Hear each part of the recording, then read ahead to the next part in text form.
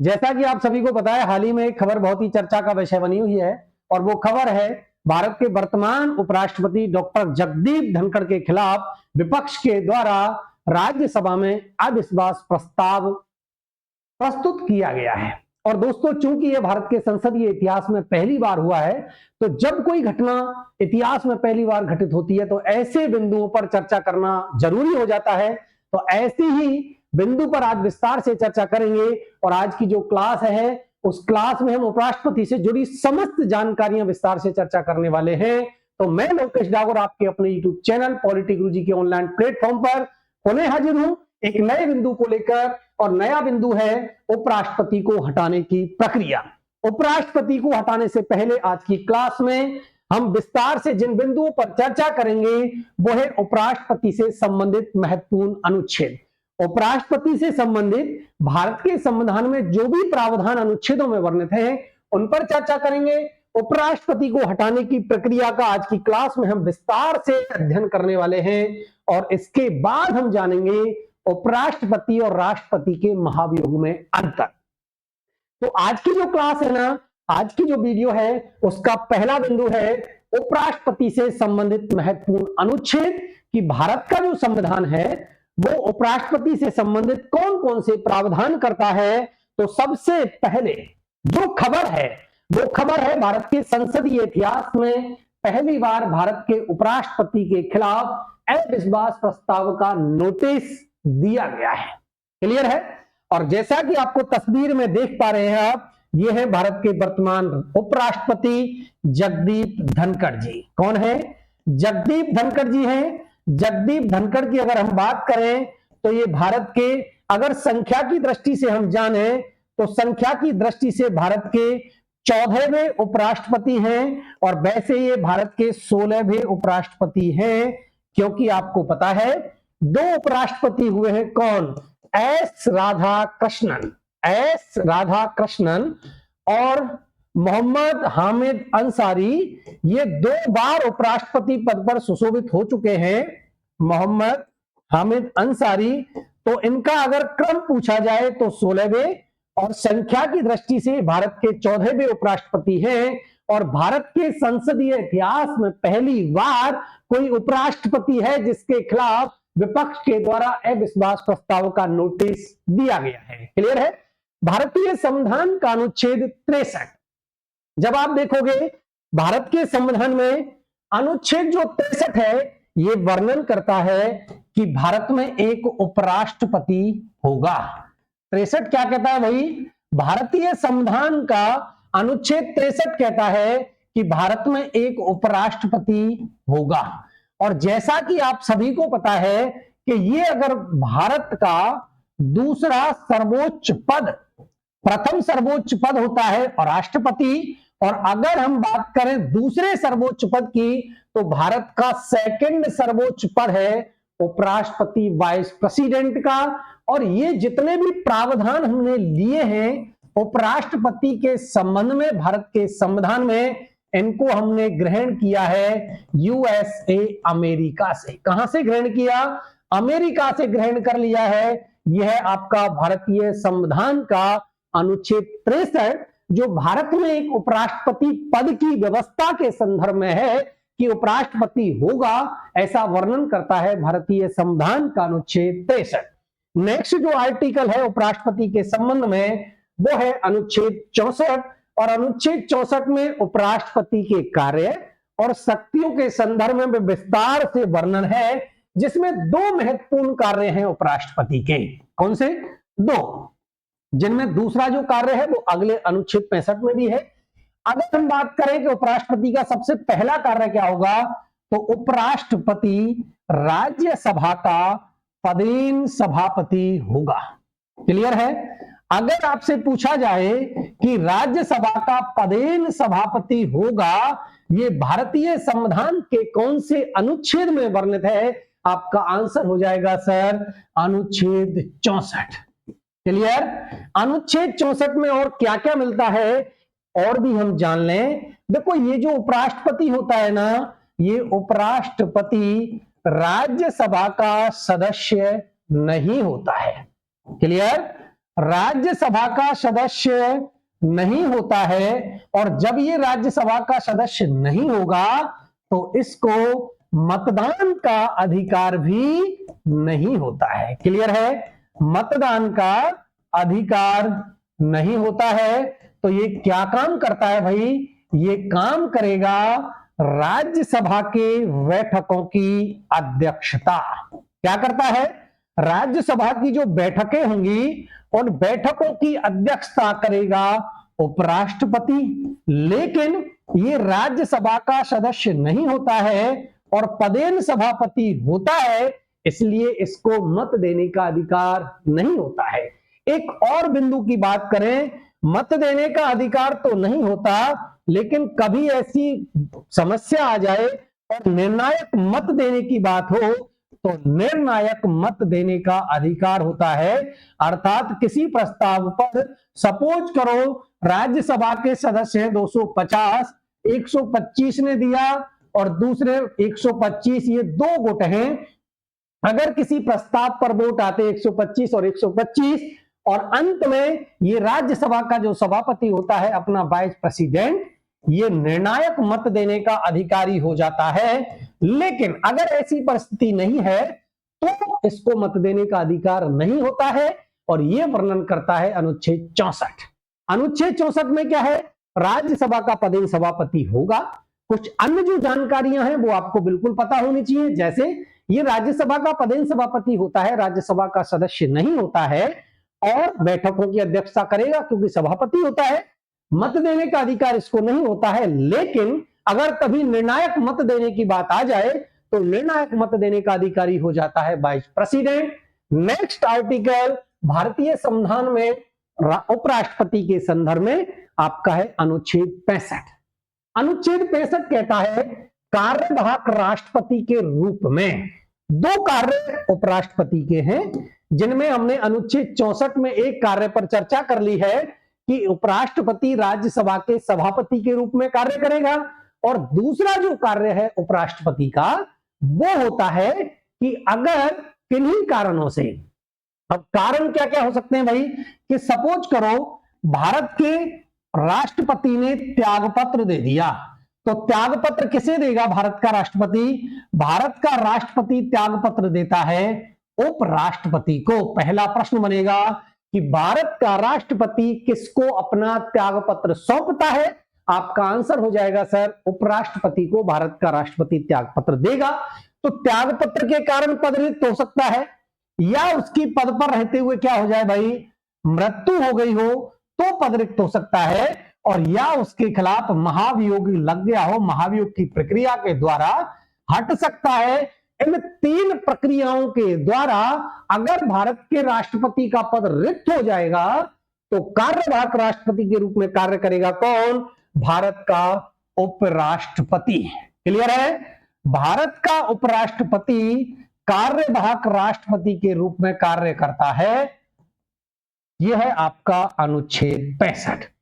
कुछ इंपोर्टेंट बातें और जान लें भाई। जैसे ही पद रिक्त होगा राष्ट्रपति का पद रिक्त होगा तो कार्यवाहक राष्ट्रपति के रूप में कौन काम करेगा? तो कार्यवाहक राष्ट्रपति के रूप में कार्य करेंगे कौन? भारत के उपराष्ट्रपति। क्लियर है?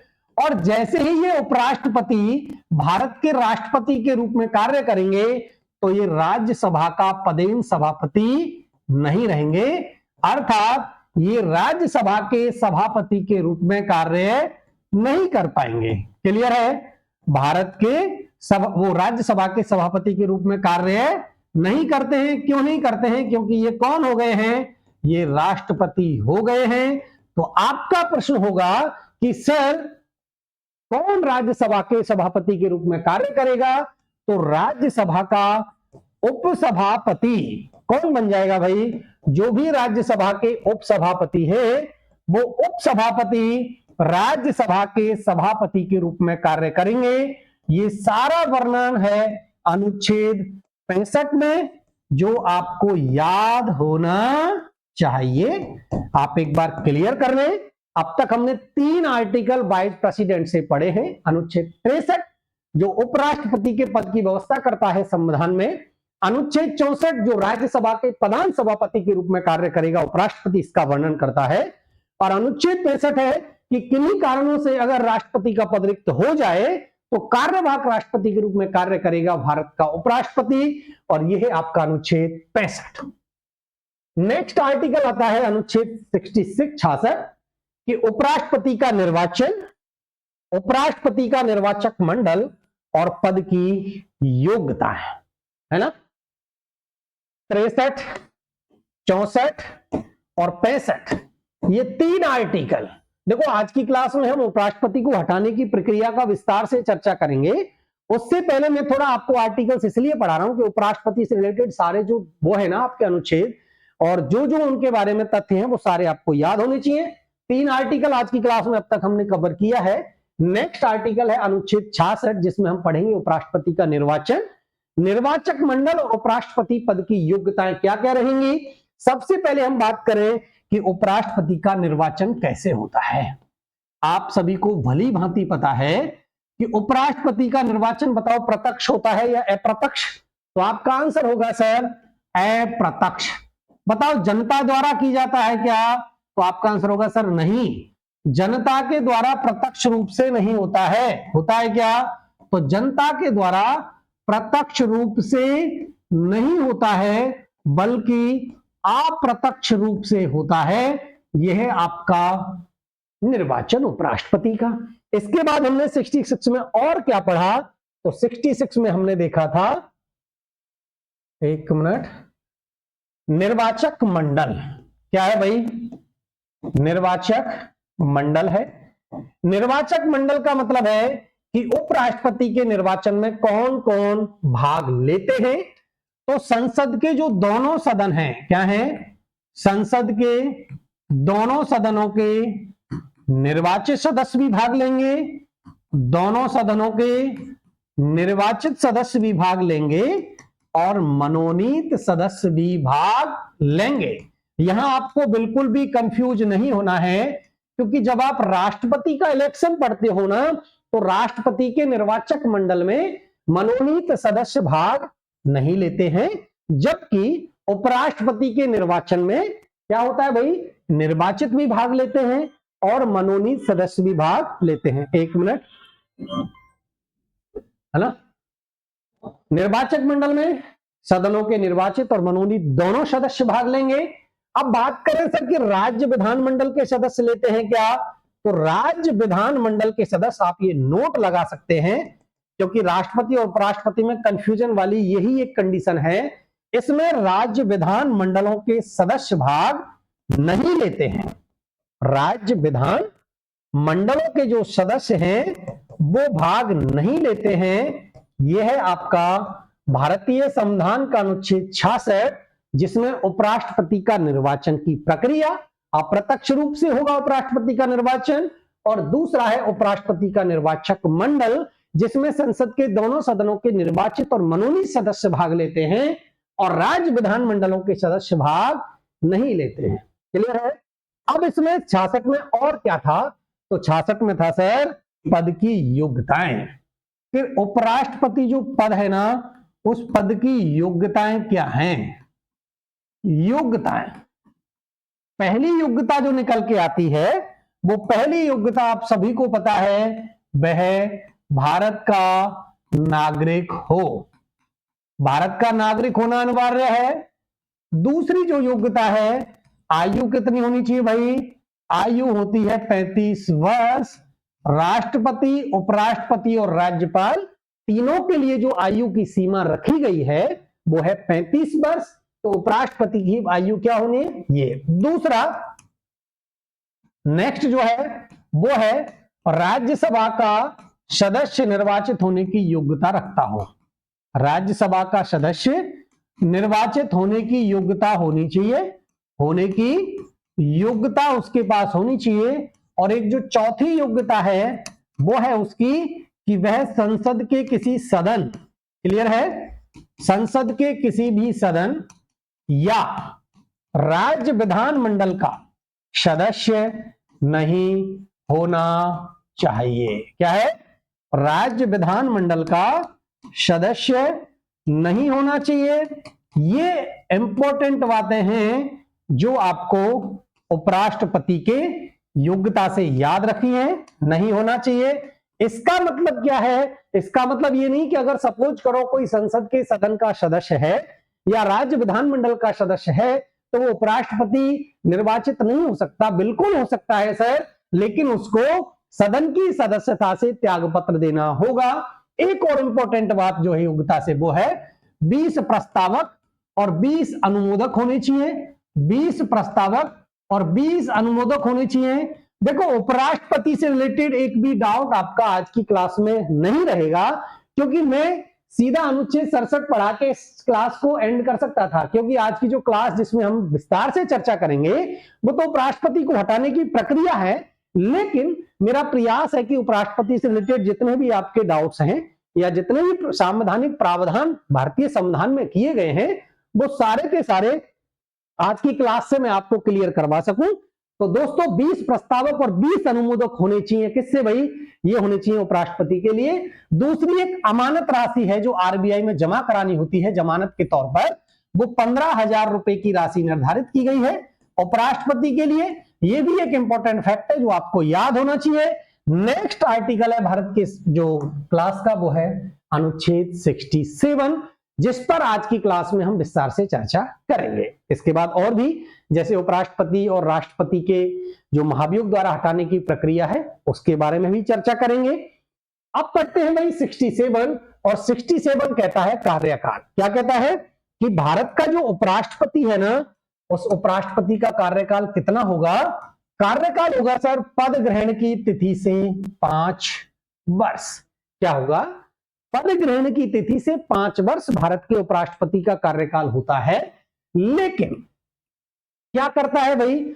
उपराष्ट्रपति अपना त्यागपत्र स्वयं सौंप सकता है, स्वेच्छा से दे सकता है कि नहीं दे सकता? यह बात है बिल्कुल सर, स्वेच्छा से वह त्यागपत्र दे सकता है।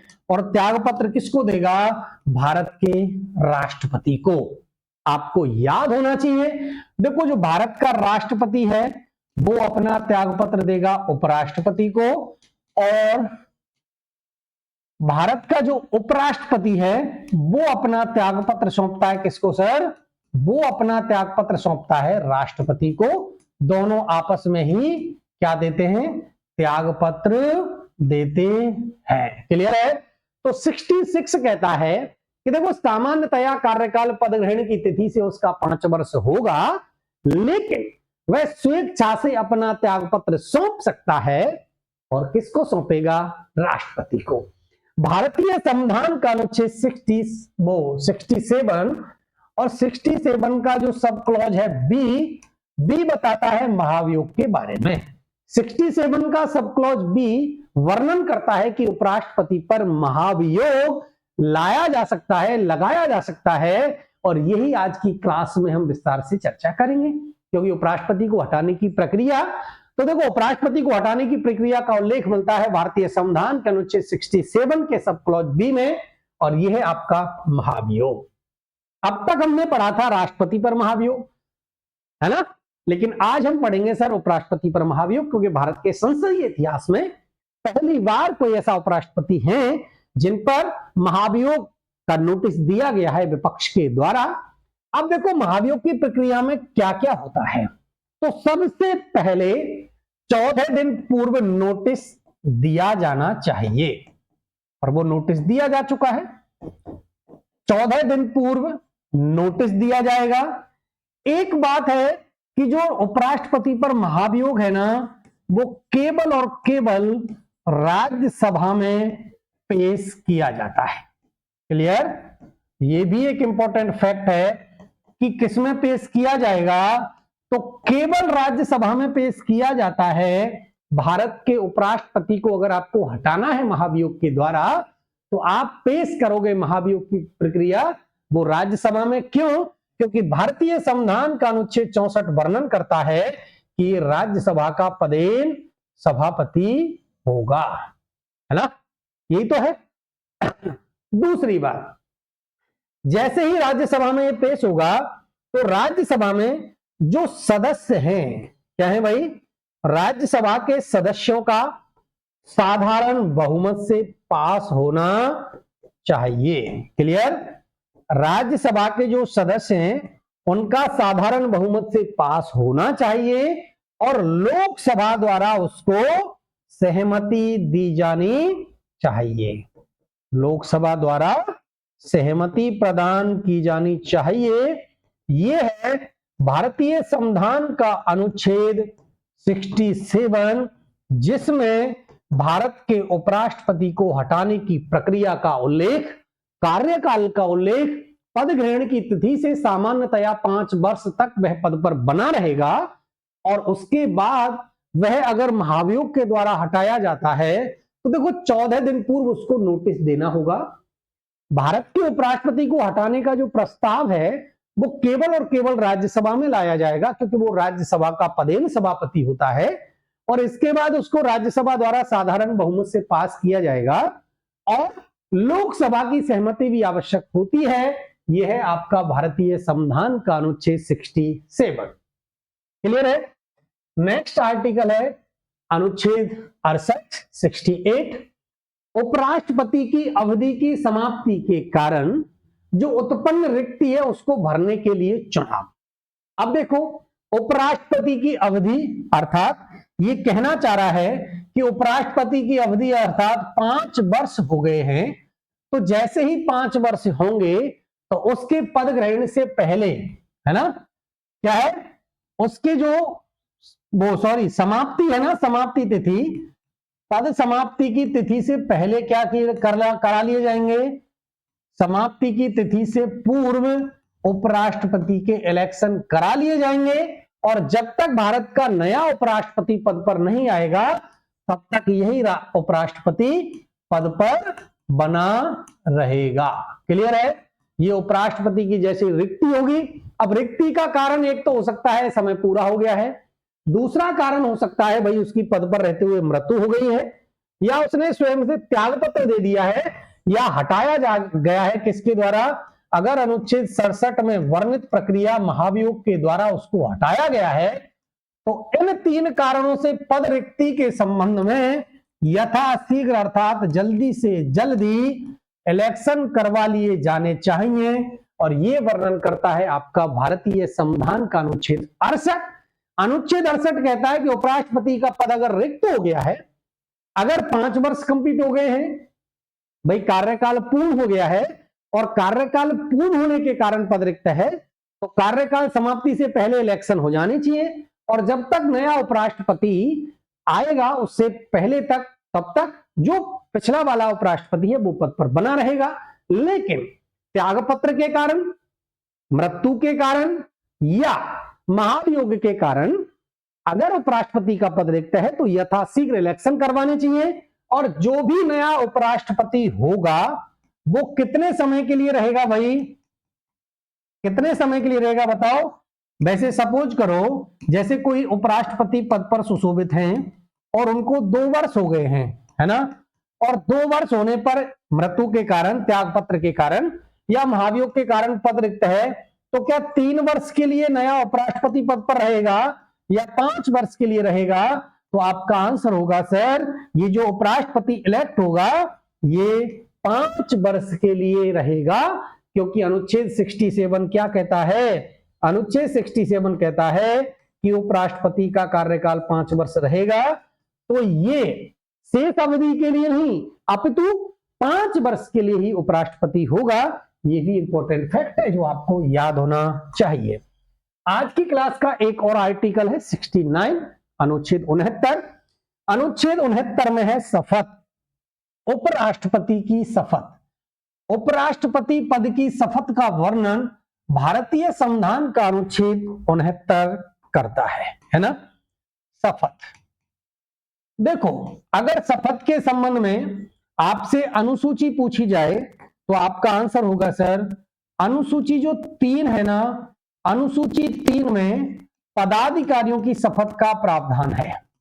जो भी हमारे संवैधानिक पदाधिकारी हैं उन पदाधिकारियों की शपथ का अगर प्रावधान है ना, तो वो अनुसूची कितने में भाई? अनुसूची 3 में है। लेकिन 3 पदाधिकारी हैं जिनमें एक है राष्ट्रपति, जिसकी शपथ का प्रावधान है भारतीय संविधान के अनुच्छेद 60 में। एक है उपराष्ट्रपति, कौन है? उपराष्ट्रपति, जिनकी शपथ का प्रावधान है अनुच्छेद 69 में। और एक है राज्यपाल, और राज्यपाल की शपथ का प्रावधान है अनुच्छेद 159 में। ये तीन पदाधिकारी हैं जिनकी शपथ का प्रावधान अनुसूची 3 में नहीं अपितु किसमें है भाई? अलग से संवैधानिक अनुच्छेदों में प्रावधान मिलता है। और ये अनुच्छेद है आपके 60 में राष्ट्रपति होगा, 69 में उपराष्ट्रपति की शपथ होगी, अनुच्छेद 159 में राज्यपाल की शपथ का प्रावधान है। तो आपका आर्टिकल है अनुच्छेद 69 और अनुच्छेद 69 है उपराष्ट्रपति की शपथ का। क्लियर? आज की क्लास में हमने सबसे पहले उपराष्ट्रपति से संबंधित कुछ अनुच्छेद पढ़े, जिसमें अनुच्छेद 63 भारत में एक उपराष्ट्रपति होगा। अनुच्छेद 64 में क्या है? अनुच्छेद 64 में है राज्यसभा का पदेन सभापति के रूप में कार्य करता है, अनुच्छेद 64 है ना। अनुच्छेद 63, अनुच्छेद 66, अनुच्छेद 67, 68 और 69 ये उपराष्ट्रपति के संबंध में हमने आर्टिकल क्लियर कर लिए हैं। अब आज की क्लास में हम चर्चा करेंगे राष्ट्रपति और उपराष्ट्रपति के महाभियोग में अंतर। कि भाई ये जो महाभियोग है ना भाई, वर्तमान में जगदीप धनखड़ जी के खिलाफ विपक्ष के द्वारा अविश्वास प्रस्ताव लाया गया है, तो उपराष्ट्रपति पर महाभियोग लाया जाता है अनुच्छेद 67 में, है ना।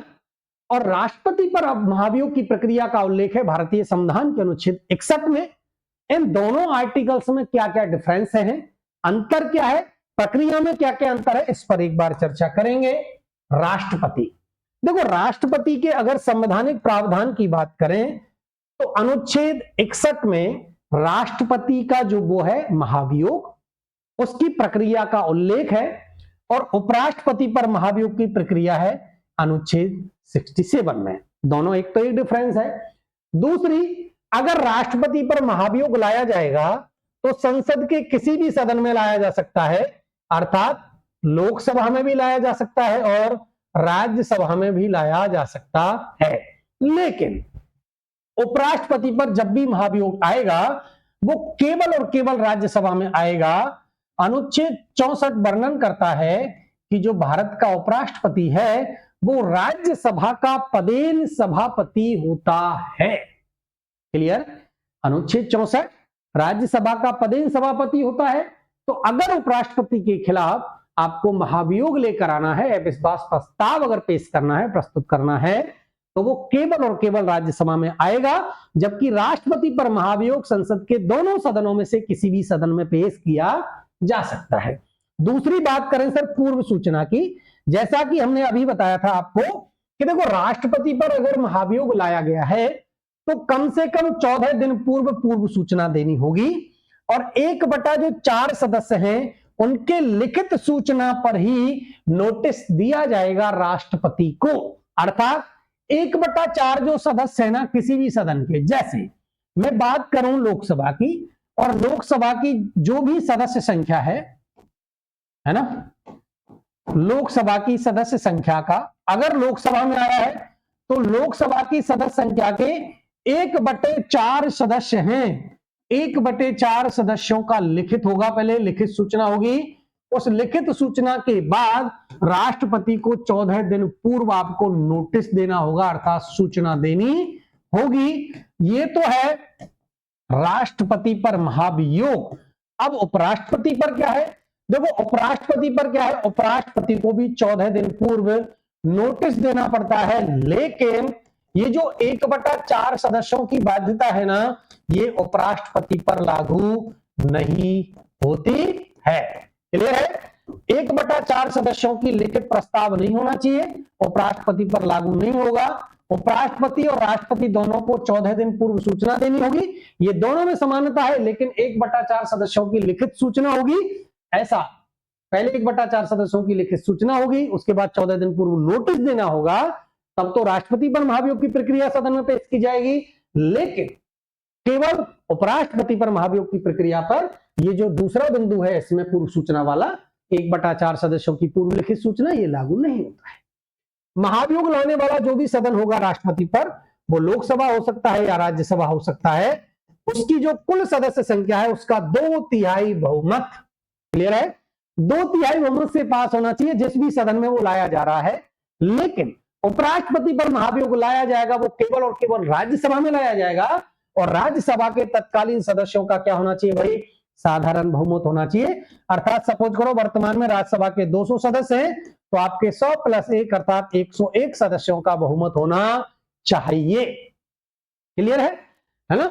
जबकि लोकसभा उसको केवल संकल्प से सहमत हो, अर्थात उसको सहमति प्रदान करनी होती है लोकसभा के द्वारा, क्योंकि राज्यसभा का जो सभापति होता है वो उपराष्ट्रपति होता है, और उपराष्ट्रपति पर महाभियोग की प्रक्रिया में राज्यसभा आपकी ज्यादा शक्तिशाली है, क्योंकि राज्यसभा में ही लाया जाएगा।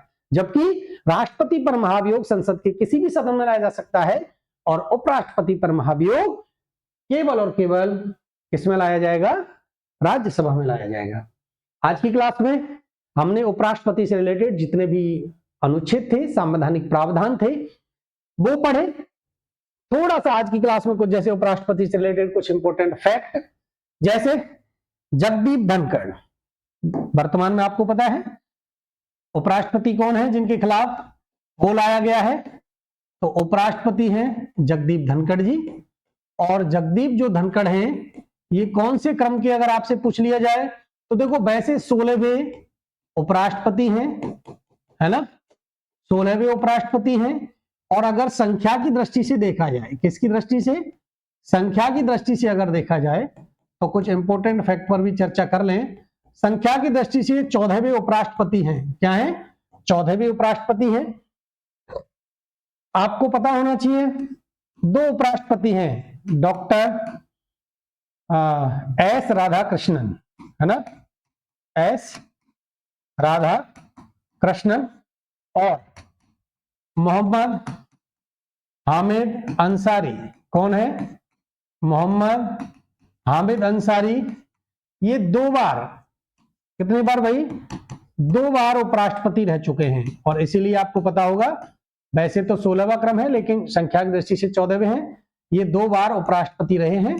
प्रश्न अगर आपसे एग्जामिनर पूछ ले भाई ऐसे कौन कौन से उपराष्ट्रपति हैं जो 2 बार पद पर रहे हैं, आपका आंसर हो जाएगा सर, एक तो है एस राधाकृष्णन और एक है सर मोहम्मद हामिद अंसारी। क्लियर है? ये भी आप नोट्स बना सकते हो कि 2 उपराष्ट्रपति ऐसे हैं जो 2 बार क्या रहे हैं, उपराष्ट्रपति रहे हैं। अगर एक इंपॉर्टेंट फैक्ट और आपको याद रखना है उपराष्ट्रपति से, एक उपराष्ट्रपति है कौन, वो है कृष्णकांत जी। कौन, कृष्णकांत, ये भी उपराष्ट्रपति रहे हैं।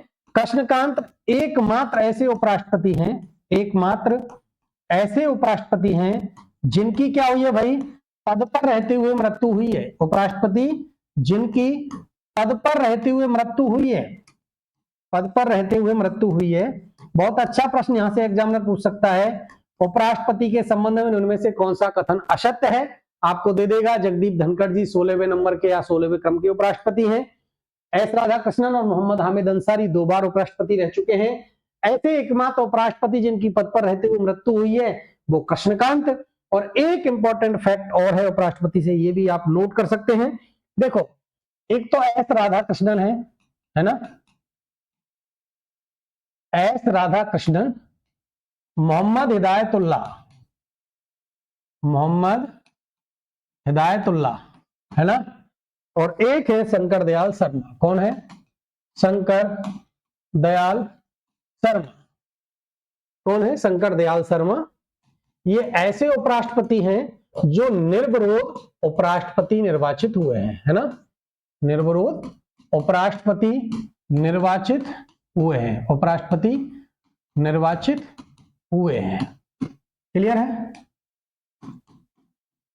है ना। ये आपको पता है भारत के इतिहास में एक घटना और पहले आई है, जब हमने पढ़ा था कि भाई देखो जैसे सपोज करो भारत का उपराष्ट्रपति क्या दे दे भाई, त्यागपत्र दे दे, नहीं राष्ट्रपति। देखो त्यागपत्र देगा राष्ट्रपति, कौन देगा, त्यागपत्र दिया राष्ट्रपति ने। त्यागपत्र राष्ट्रपति किसको सौंपता है, किसको सौंपता है, किसको सौंपेगा भाई, आपका आंसर होगा सर भारत का जो राष्ट्रपति है वो त्यागपत्र सौंपता है सर उपराष्ट्रपति को। किसको सौंपेगा, उपराष्ट्रपति को सौंपता है। अब उपराष्ट्रपति को त्यागपत्र दे दिया तो उपराष्ट्रपति क्या हो जाएगा भाई, उपराष्ट्रपति कार्यवाहक राष्ट्रपति के रूप में कार्य करता है। ये हमने पढ़ा अनुच्छेद 65 में, कार्यवाहक राष्ट्रपति के रूप में कार्य करेगा। और ये हमने पढ़ा अनुच्छेद 65 में। अनुच्छेद 65 में क्या है, अनुच्छेद 65 है, अनुच्छेद 65 में हमने पढ़ा कि कार्यवाहक राष्ट्रपति के रूप में कार्य करेगा कौन, उपराष्ट्रपति। लेकिन अगर उपराष्ट्रपति का पद भी रिक्त हो जाए, है ना, और ऐसी कंडीशन हमने देखी, उपराष्ट्रपति का पद रिक्त हो जाए, है ना, क्लियर है, तो कौन काम करेगा? तो आपको एक बात बता देता हूं, भारत की संसद अनुच्छेद 70 में स्पष्ट रूप से प्रावधान है। अनुच्छेद 70 वर्णन करता है कि भारत की जो संसद है, ऐसी भारत की संसद आकस्मिकता की स्थिति में, आकस्मिकता की स्थिति में क्या बना सकती है भाई? अगर ऐसी कोई आकस्मिकता आ गई है कि भारत का राष्ट्रपति भी नहीं है, उपराष्ट्रपति भी नहीं है, तो अनुच्छेद 70 कहता है कि भारत की संसद आकस्मिकता की स्थिति में क्या बनाएगी भाई? विधि बना सकती है, विधि बना सकती है। और आपको पता है 1969 में राष्ट्रपति कर्तव्य अधिनियम लाया गया, कर्तव्यों का निर्वहन, राष्ट्रपति कर्तव्यों का निर्वहन अधिनियम आया, और अधिनियम आया 1969, और इसमें स्पष्ट रूप से वर्णित है कि अगर सपोज करो राष्ट्रपति का पद रिक्त है, राष्ट्रपति का पद रिक्त, तो कौन काम करेगा? उपराष्ट्रपति। कौन करेगा? उपराष्ट्रपति। अगर उपराष्ट्रपति का पद भी रिक्त है, क्या है भाई? उपराष्ट्रपति का पद भी रिक्त है, पद भी रिक्त है, तो कौन काम करेगा? तो करेंगे भाई CJI, chief justice of India, और मोहम्मद हिदायतुल्लाह थे 1969 में चीफ जस्टिस, और ये बनाए गए थे कौन? भारत के उपराष्ट्रपति, जिन्हें भारत के इतिहास में पहली बार कोई ऐसे CGI, chief justice of India, भारतीय के सर्वोच्च न्यायालय के मुख्य न्यायाधीश, जिन्होंने भारत के राष्ट्रपति के रूप में, कार्यवाहक राष्ट्रपति के रूप में कार्य किया, तो वो थे मोहम्मद हिदायतुल्लाह। और ऐसी भारतीय इतिहास में पहली भी घटना आई थी। और अगर ये भी नहीं हो, सीजीआई नहीं हो, तो कौन भाई? जो आपका वो सर्वोच्च न्यायालय है, सर्वोच्च न्यायालय का वरिष्ठतम न्यायाधीश राष्ट्रपति के कर्तव्यों का क्या करेगा भाई? सर्वोच्च न्यायालय का वरिष्ठतम मुख्य न्यायाधीश, वरिष्ठतम न्यायाधीश कौन? वरिष्ठतम न्यायाधीश राष्ट्रपति के कर्तव्यों का निर्वहन करेगा। और यह है भारतीय संविधान का अनुच्छेद 70, जिसमें संसद को ऐसा अधिकार प्रदान किया गया है कि अगर सपोज करो ऐसी आकस्मिक स्थिति आ गई है, तो आप क्या करोगे भाई? ऐसी आकस्मिक परिस्थिति में आप विधि बना सकते हो, कानून बना सकते हो। ये था आपका आज उपराष्ट्रपति से रिलेटेड सारे के सारे प्रावधान, जिन पर हमने विस्तार से चर्चा की। एक बार मैं आपको क्विक रिवीजन करा देता हूं क्लास का। क्लियर है? हाँ जी, एक मिनट। हाँ, 63 में देखो उपराष्ट्रपति होगा, ये हमने पढ़ा। उपराष्ट्रपति दूसरा सर्वोच्च पद होता है। संवैधानिक प्रावधान हमने कहां से ले लिए? हमने ले लिए भाई अमेरिका से। 64 में हमने पढ़ा कि 64 आर्टिकल कहता है कि राज्यसभा का पदेन सभापति होगा कौन? आपका भारतीय संविधान में उपराष्ट्रपति होगा।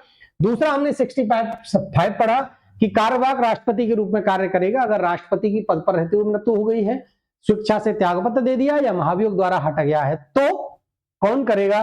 कार्यवाहक राष्ट्रपति के रूप में कार्य करेगा कौन? उपराष्ट्रपति। अनुच्छेद 66 में उपराष्ट्रपति का निर्वाचन है, अप्रत्यक्ष रूप से होगा। निर्वाचक मंडल में संसद के दोनों सदनों के निर्वाचित और मनोनीत सदस्य दोनों शामिल होंगे। और इसके बाद हमने पढ़ी थी पद की योग्यताएं, और पद की योग्यता में भारत का नागरिक है, 35 वर्ष आयु हो जानी चाहिए, और राज्यसभा का सदस्य निर्वाचित होने की योग्यता उसके पास होनी चाहिए। संसद के किसी भी सदन, दोनों सदनों में से, राज्यसभा लोकसभा में से, और राज्य विधानमंडल का सदन का सदस्य नहीं होना चाहिए, लेकिन अगर सदस्य है तो उसको त्यागपत्र देना होगा। 20 प्रस्तावक, 20 अनुमोदक और 15,000 रुपए की जमानत के रूप में राशि आरबीआई में जमा करवानी पड़ेगी।